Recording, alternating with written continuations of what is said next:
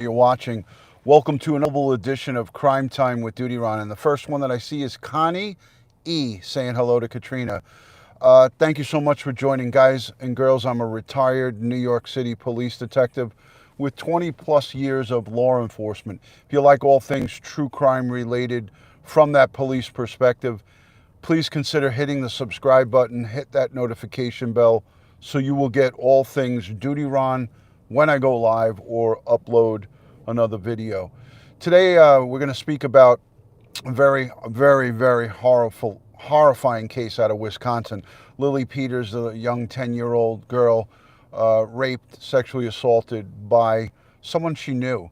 But before we get into it, I want to say a special thank you to the Patreon supporters, channel members, and all the folks who positively engage in all of these live streams. You guys are what makes this a great community, and I can't say enough good about all of you guys. Yeah, Maui Swift, horrific. And I just want to say thank you to the moderators, the replay viewers, and everybody who shares and engages in this community. This is a community. Aloha, Paula. Aloha, Maui Swift. This is an engaging, learning community. Thanks to some of the great ones like Ed Wallace, Dr. Murray Marks, Dr. Larry Dobrin, Dr. Barbara Butcher. She doesn't like to be called a doctor, but she is. And all of the people that we have come on to help educate us and give us stuff from that police perspective. This is what makes this a great place to be, and it's a great learning place here on Crime Time with DutyRon. So little Lily Peters, Sunday, went on a walk that would normally most kids in the neighborhood would take the walk through a walking trail, short distance from her relative's home back to her home.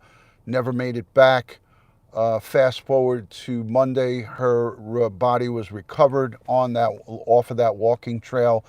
There's a ton of forensics behind this investigation. And that's what I want to talk to you today about.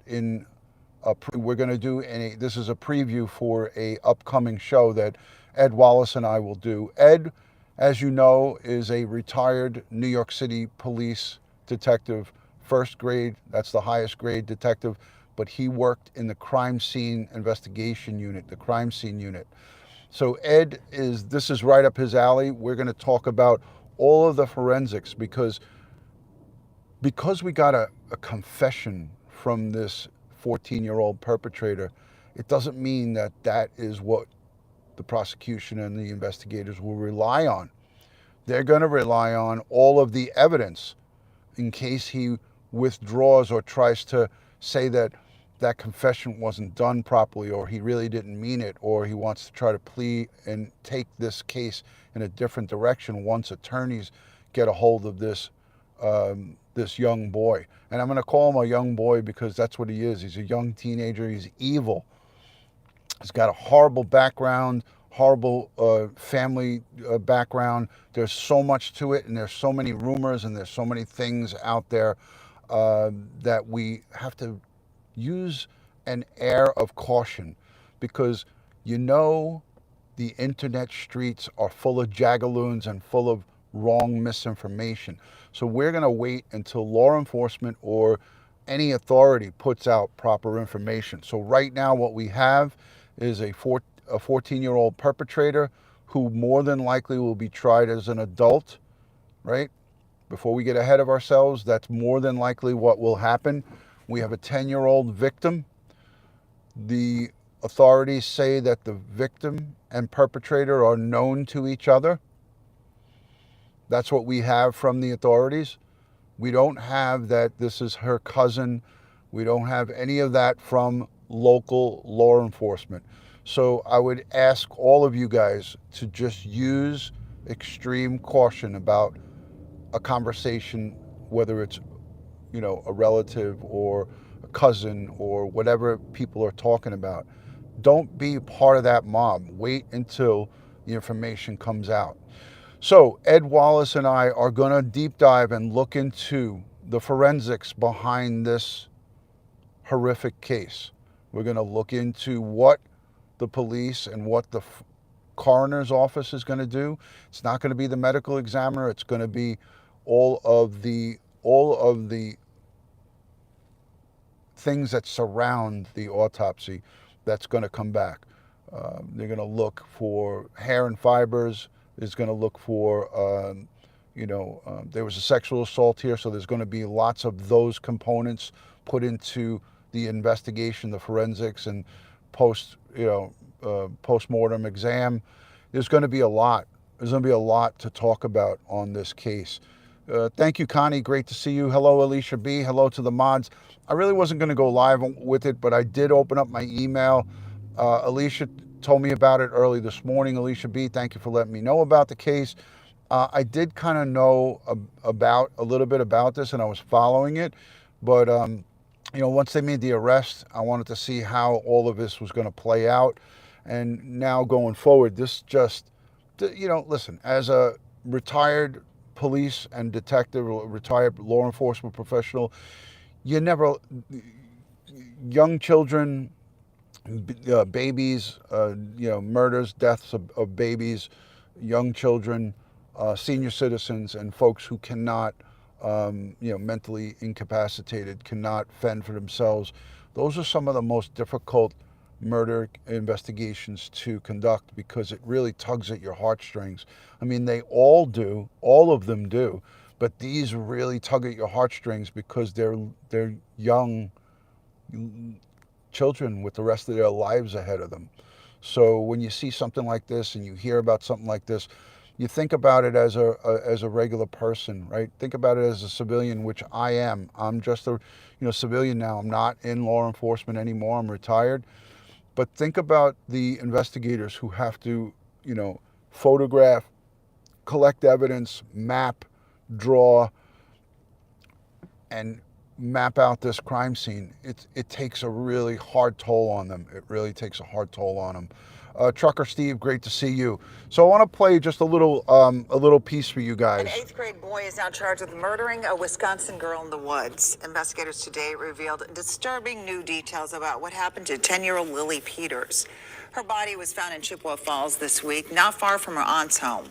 WCCO's Kate Reddix explains what we learned about the suspected killer in court. Let me know if you can hear this good. The juvenile arrested for the murder of Lily Peters appeared in court via video from a juvenile detention center in Eau Claire.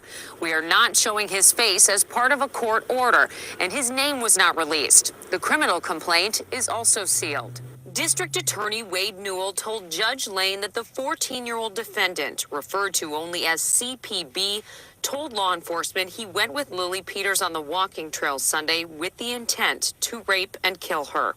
When he did get off of the trail, punched the victim in the stomach, knocked her to the ground, essentially strangled her, hit her with a stick before strangling her to the point of death before he then sexually assaulted her. The 14-year-old suspect faces 3 felony charges, first-degree murder and 2 charges of sexual assault.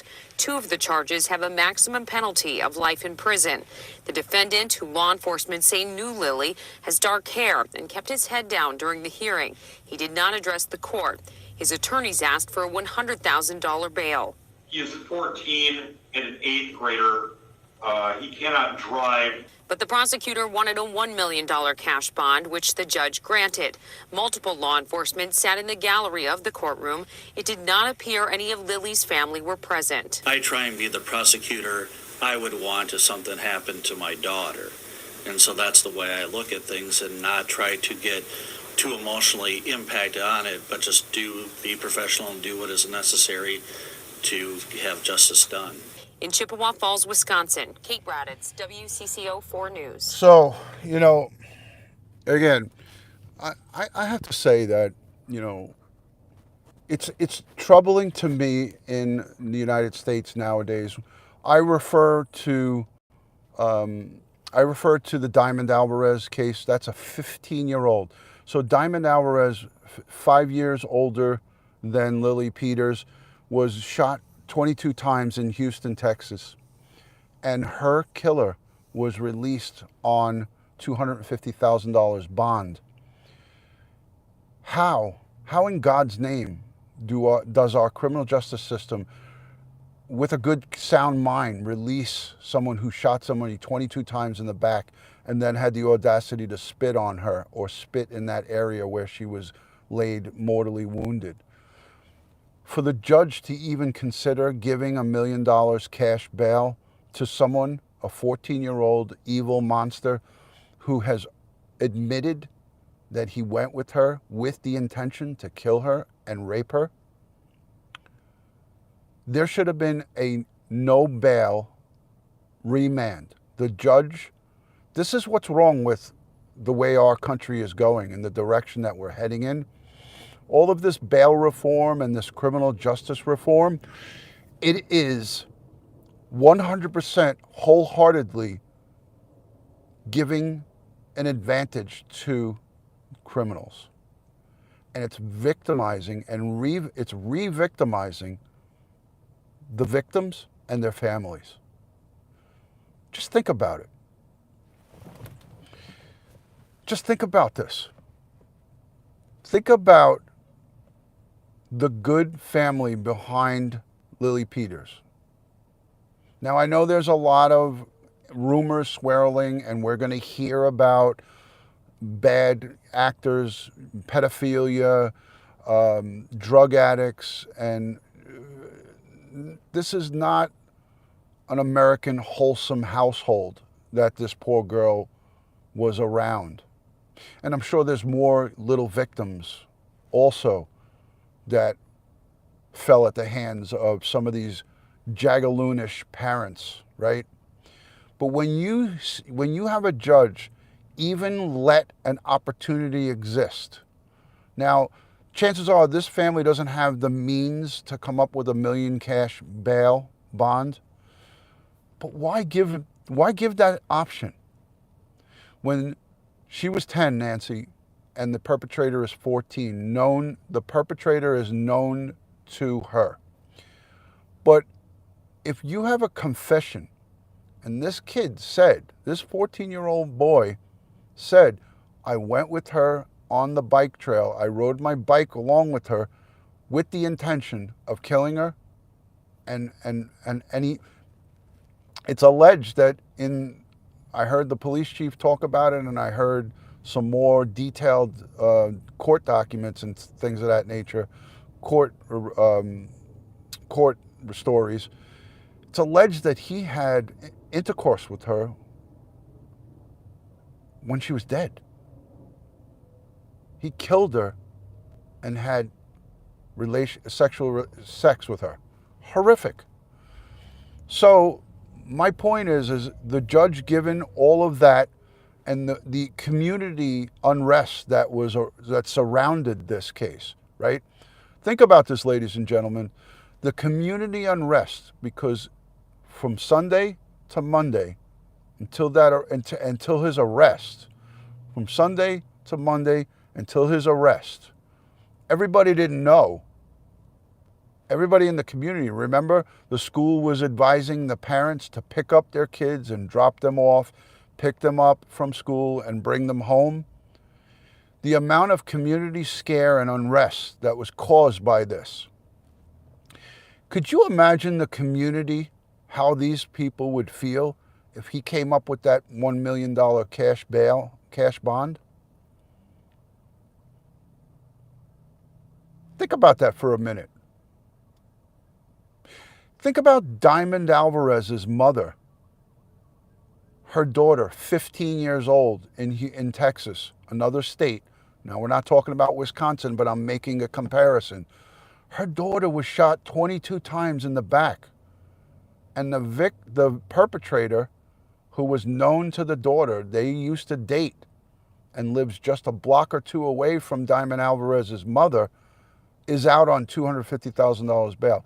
He violated his bail and they sent him back into prison, but now I understand that he's back and released. What is wrong with society? What is wrong with our criminal justice system? It's horrific.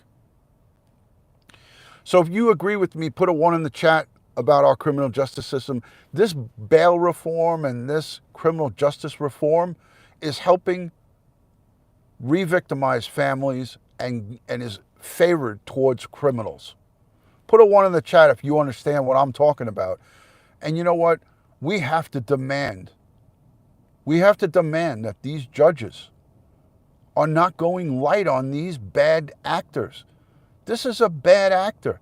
This is a monster. This is an evil, demonic monster. Now, we can say, you know, he's a victim of his upbringing. He's a victim of his family. But this is somebody who's in society that's walking around that can affect all the rest of us.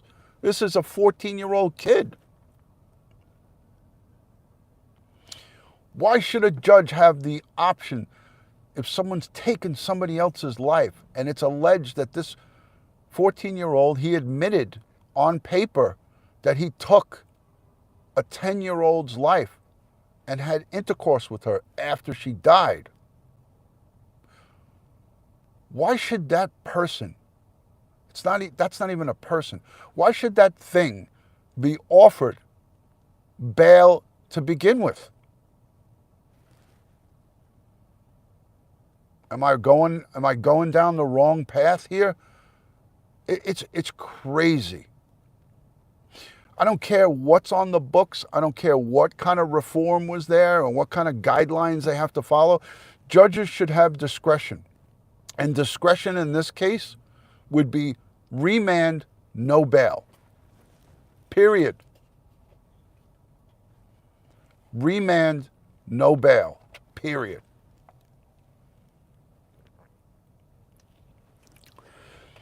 I see there was a bunch of 1s in the chats, and I believe everybody's on board with me. Ed Wallace and I are going to tackle the forensic part, and that's why you see in the title it says the forensic side. What kind of hair and fibers, what kind of fluid, what kind of touch DNA, what kind of evidence are the crime scene investigators, did they collect?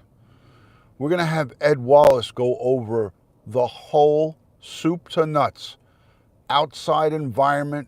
We're on a bike and walking trail. Outside environment, what kind of crime scene advantages and disadvantages do we have when those crime scenes are outside? What they did inside the home when they conducted those search warrants. What were they looking for? What did they take? The potentials of what our investigators and our prosecution is going to have going forward. Because as you know, people confess to crimes, but then once a criminal defense attorney gets a hold of them, they try to twist it because they say, oh, whoa, wait a minute. That's not really what my client meant. He's only 14 years old. He was under a lot of stress and pressure. He didn't mean that. You know, we could hear him saying that. Nancy Eileen said, I saw you two on Lauren's channel. You guys rocked. It's okay. I thought, you know, we definitely added to the conversation. There was some great people on there as well. Mike King and Linda from It's a Crime.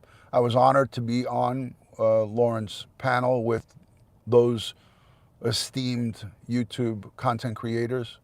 And Tyson was in and out. He was having problems with some of his audio and video. I think his phone was dying, but it was a great panel. There was great people on there. I'm always happy to collaborate with good creators at any time, you know, at any time. You know, Harmony Montgomery, we saw, you know, here again, Harmony Montgomery, we think about families that are dysfunctional, right? We look at Lily Peters in Chappaqua Falls, Wisconsin. You know, you look at Harmony Montgomery, you look at Summer Wells, you look at the dynamic of these types of family. Harmony Montgomery's father, Adam, and Kayla Montgomery, the step monster, both addicts, heroin addicts, methamphetamine addicts. Drugs and alcohol go hand in hand. So they were drinkers, they were druggers. Look at Don and Candace Wells, drinkers, druggers, and now we're hearing about Lily Peters, Lily Peters. Look at her dynamic as well. You have unstable parents. You have situations where it's alleged that family members have gone to jail for pedophilia, you know, and you could look at the victimization and you look at what this poor little girl in her 10 years, her little short 10-year life, what she had to endure. We'll never know. We'll never know 100%, but we will hear about it at trial, if there is a trial. And we will hear about it on Facebook. We'll hear about it on Facebook, and it may or may not be completely true what we hear, but we definitely will hear the truth from law and order, from law enforcement. We will hear about truth at trial, if there is a trial. So, all of the extras and all of the conversation is exactly that, extras. But by a show of hands here, everybody who is in the chat right now and is engaging in this, who would like to hear about what crime scene unit investigators have to do in a case like this to ensure that evil stays where they belong, behind bars? Put a 1 in the chat if you're interested in learning about what it takes and what kind of evidence gets collected from a murder, sexual assault crime scene. We're going to have Ed Wallace break it down for us on my next live stream. So if you like all things true crime related from a police and forensic perspective, if you like all things true crime related and forensic from a police perspective, consider hitting the subscribe button right here or right here. Hit that notification bell so you will get all things DutyRon and Ed Wallace when we go live or when we upload another video. Ed Wallace, my partner in crime, he is teaching forensics today at the Boston Police Department. He is at the Boston Police Department's headquarters probably, training Boston's finest on forensics and weapons of mass destruction. That's what Ed is doing right now. He's in the classroom teaching active law enforcement about forensics. So I am going to have Ed review this case. We're going to sit down. We're not going to rush to judgment. We're not going to rush to light up a live stream, but we're going to review this case, look at all of the background, and we're going to bring it to you from that police perspective, from a crime scene investigators. He's going to tell you exactly what he would do if he came across this scene. And Ed has, again, he's very modest about what he has done, but he has investigated over 3,000 crime scenes. Thank you, Rose. Ed has investigated over 3,000 crime scenes. I personally have been to hundreds of shooting and murder scenes myself. Hundreds over my time. And I've been the first officer on the scene of a murder, of, you know, multiple shooting, multiple victims, multiple murder, you know, multiple people murdered. And I've been the first officer on the scene while I was on patrol and have testified at many, many trials, many murder trials. And I know what it takes to put evil behind bars. And it takes a strong, tight investigation, great evidence, and a great prosecution to keep these. And this is where that 14-year-old monster, these are the only bracelets that he should be wearing for the rest of his life. A pair of Smith & Wessons. And that is factual. Good to see you, Mystery Maven. Thank you for joining. I always appreciate everybody. Happily caffeinated couple, thank you so much for your kind words. Chris Flowers likes the clicks. I got to have those clicks because they're so appropriate on these horrific cases. All right, really quickly, I have some notes. This defendant was in court today, this 14-year-old. He is being held at a juvenile detention facility. His next court date is going to be 5/5, May 5th in Wisconsin. The victim, Lily Peters, her body is in the state of Minnesota at the coroner's office in Minnesota. I'm going to get a hold of Barbara Butcher, our good friend, and I'm going to ask her why the local medical examiner's office did not take custody of her body. And I know the answer is going to be that they're not equipped to do this type of investigation. Again, we're gonna look into the Minnesota coroner's office. Probably has their own crime lab where they could do tox reports and do the full workup without having to job it out. So it's probably an agreement that's was made between Chappaqua Falls, Wisconsin, and the state of Minnesota. So we'll see, where that goes. But I know that, we'll have more answers in the days that come. And again, as a disclaimer, it's never easy to talk about these cases. It's never an easy thing to talk about the murder of a 10-year-old, the murder of anybody, right?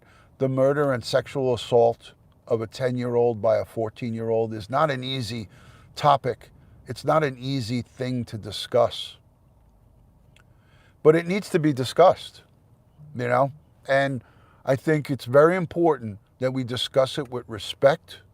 We discuss it with dignity for the family and the loved ones and the community.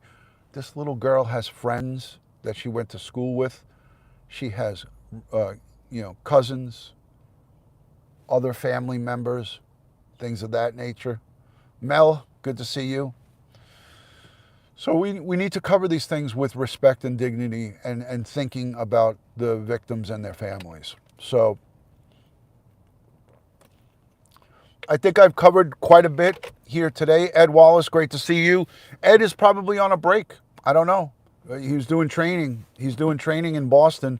So Ed's probably on a break. It's great to see Ed in the chat. I appreciate that. So we will cover this and we will talk about the forensic side of it. Ed Wallace and I, we're going to get on the phone. We're going to chat it up. We're going to talk about it. We're going to look over the case. Ed will bring you his perspective on everything that has to go on in an investigation of this type.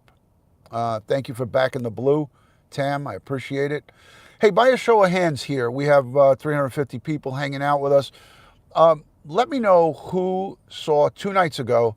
We did the tribute to the volunteers and the searchers. We had Gabby Petito's mother, Nicole Schmidt. We had Rocky Pastorino and Casey Valley from the Naomi Arion case out of Fernley, Nevada. And we had Cassie Carley's sister, Ray Ann Carley, along with Dave Rader and Twyla Cisco.